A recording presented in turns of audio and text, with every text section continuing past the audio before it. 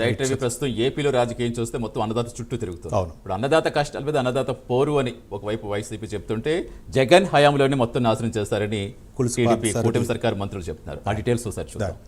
Right, ఏపీలో వ్యవసాయ రంగాన్ని జగన్ నాశనం చేశారని మంత్రి కొలుసు పార్థసారథి అన్నారు. దమ్ముంటే వ్యవసాయం, ఇరిగేషన్ శాఖలపై చర్చకు వైసీపీ సిద్ధమా అని సవాల్ విసిరారు. రైతులపై వైసీపీ ముసలి కన్నీరు కారుస్తుందని మంత్రి కొలుసు పార్థసారథి అమరావతిలో ఆరోపించారు. వైసీపీ కావాలనే రైతుల్ని గందరగోళానికి గురిచేస్తుందని మండిపడ్డారు. ఇప్పటికే రాష్ట్రంలో 7 లక్షల మెట్రిక్ టన్నుల యూరియాను రైతులకు అందించామన్నారు. మామిడి, పొగాకు, కోకో, ఉల్లి రైతులకు మద్దతు ధర కల్పించామని మంత్రి పార్థసారథి తెలిపారు.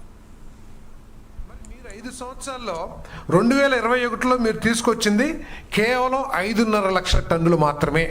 ఈ సంవత్సరం మేము 7 లక్షల టన్నుల్ని యూరియాని అందుబాటులోకి తీసుకొచ్చాం.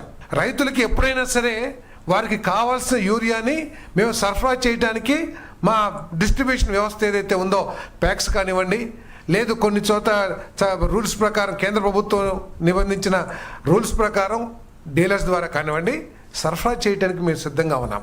అయినా కూడా మీరు సృష్టిస్తున్న భయాందోళన మూలంగా లేని విషయాల్ని, అబద్ధాలని ప్రజల్లోకి తీసుకెళ్ళటం ద్వారా రైతుల్లో ఒక భయాందోళన సృష్టించి ఒక కృత్రిమైన కొరతని సృష్టించడానికి, తద్వారా లబ్ధి పొందడానికి ప్రయత్నం చేస్తున్నారని చెప్పేసి నేను ఈ సందర్భంగా తెలియజేస్తా ఉన్నాను. లారీ వచ్చే సమయానికి ఈ అబద్ధపు ప్రచారానికి లోనయ్యి వాళ్ళందరూ కూడా తొందరపడి లైన్లో నుంచుని తీసుకుంటున్నారు.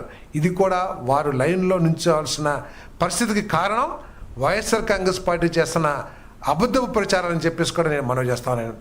అంతేకాకుండా దాదాపు 1500 టన్నులు బ్లాక్ మార్కెట్లో అమ్మటమో, లేకపోతే రిటైలర్స్ ఏదైతే బండ్లింగ్ వేరే ఎరువులు కొంటేనే మేము ఇస్తామని ఏదైతే రైతులను ఇబ్బంది పెడుతున్నారో వాళ్ళ మీద రైడ్లు చేసి దాదాపు 1500 టన్నుల్ని సీజ్ చేసామని కూడా మనం చేస్తాం. కాబట్టి రైతులు ఎక్కడ కూడా ఆందోళన చెందొద్దు.